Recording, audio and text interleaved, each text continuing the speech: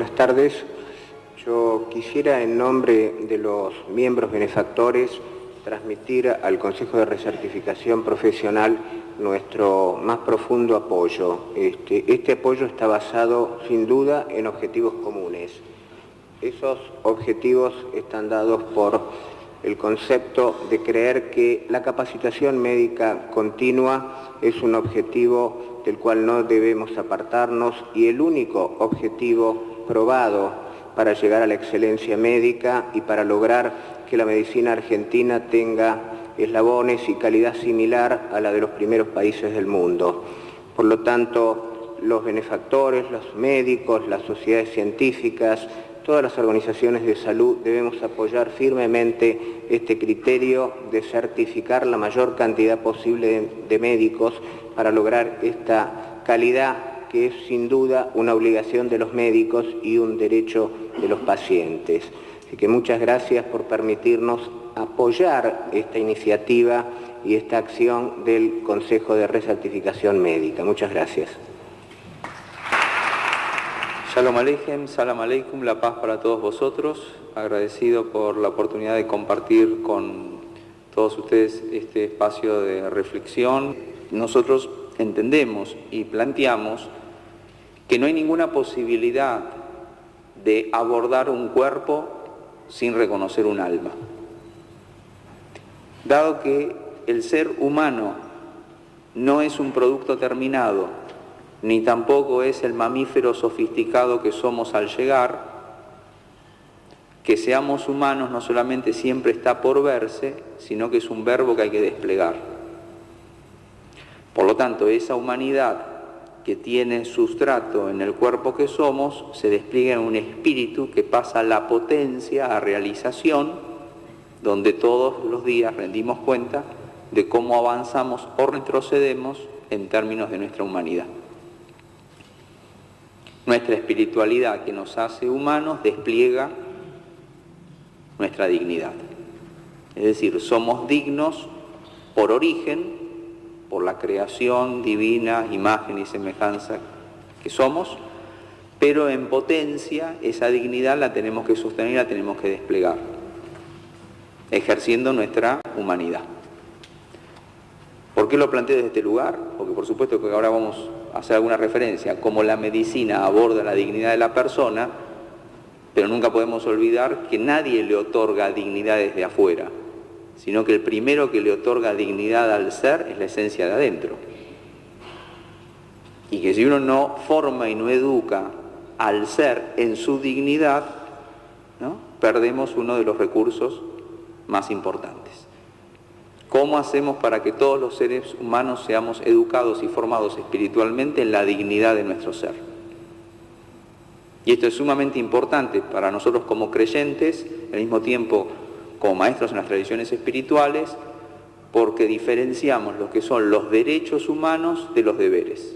Los derechos humanos son el sistema por restricción que han formalizado los estados para preservar por ley lo que no nos sale inicialmente por espíritu. El deber humano esencial es asumir como precepto que tenemos que desplegar cada uno de nosotros la mejor potencia para desplegar nuestra humanidad. Pero como somos seres sociales y culturales, esa humanidad no puede formar parte de nuestra identidad si no nos es devuelta y reflejada en la interacción cotidiana, donde nosotros no somos seres naturales solamente, no es ni biología ni fisiología, sino que es cultura, o sea, es lenguaje, es símbolo, es el nombre, ¿no? Es el origen, son las tradiciones, es todo aquello que nos constituye, que no solamente es materia. Si no tenemos inserción social a través de una construcción cultural, donde la humanidad que ya tenemos por origen y por esencia no nos es devuelta en la interacción, la perdemos. De ahí la importancia de los derechos. Si lo que sucede a nuestro alrededor no nos devuelve la mirada humana de la dignidad de la persona que somos, viene la ley y se ocupa de que eso suceda. En este contexto se inscribe la ciencia médica.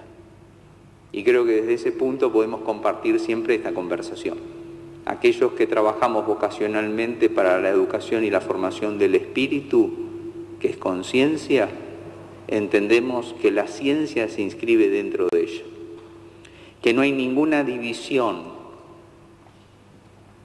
entre la religión y la ciencia, sino que hay una complementación, que no es una antinomia, sino una sinergia. Que mientras la ciencia nos tiene que ayudar con sus adelantos y con su progreso, que siempre son una bendición del misterio del conocimiento humano que pasa por la razón, esa ciencia contesta cómo las cosas son y cómo las podemos aprender para, sin perder la reverencia de que no somos dueños ni de la verdad ni aquello sobre lo que nosotros disponemos nuestro saber, esa ciencia como conocimiento no siempre va a poder responder al interrogante no de cómo, sino para qué. Creemos nosotros que la religión y la espiritualidad no viene a competir con el cómo, sino a complementarnos en el sentido de para qué. Entonces, cómo el cuerpo funciona y cómo lo curamos debe venir complementado del sentido de por qué lo habitamos y cómo lo preservamos, no solamente para durar, sobrevivir, trascender y trascender la enfermedad, sino para tener permanentemente una plena conciencia del sentido de nuestra existencia humana, porque seremos interrogados por la diferencia que aportamos entre que venimos y nos vamos. Porque no se trata solamente de cantidad de tiempo, sino de la calidad de ese tiempo en un sentido. Un sentido que nunca puede poner al hombre en el dominio absoluto de la posesión. Por eso la vida nosotros no la podemos tomar como un atributo que dominamos, sino una dimensión que reverenciamos, y lejos de nosotros puede estar disponer de esa vida como si fuera posible de manipular. Y ahí viene la dignidad de la persona en su integridad.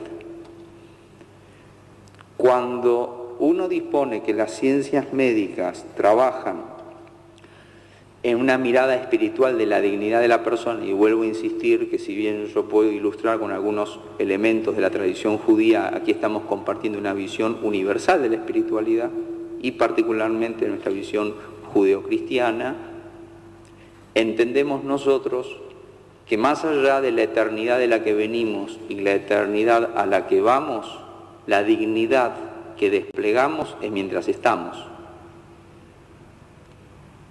Porque la de antes y la de después pertenece para nosotros al misterio de Dios. Por eso decimos que el alma proviene de Él que nos los dio y vuelve a Él cuando nuestro cuerpo parte la dimensión vital y vuelve a la tierra de donde viene. Para que esto suceda en el vínculo sociocultural de la interacción entre dos personas, donde una es paciente y otro es su médico, ¿no? Creo que no hay palabra más apropiada para un paciente que paciente, ¿no? Habría que ver la etimología, digamos, pero en principio, digamos, además de tener paciencia, es justamente que sea portador de una paz, que no la puede tener por estar enfermo, pero que se la tenemos que dar nosotros al tratarlo. Ya no como un conjunto de órganos que observamos, analizamos y articulamos, sino por la integración de la autenticidad de un ser indivisible en sus partes, o sea, digno como uno. Y eso requiere de la mirada de otro ser humano, que no lo cosifica como un objeto de estudio, ni tampoco lo trata como partes, sino como un todo.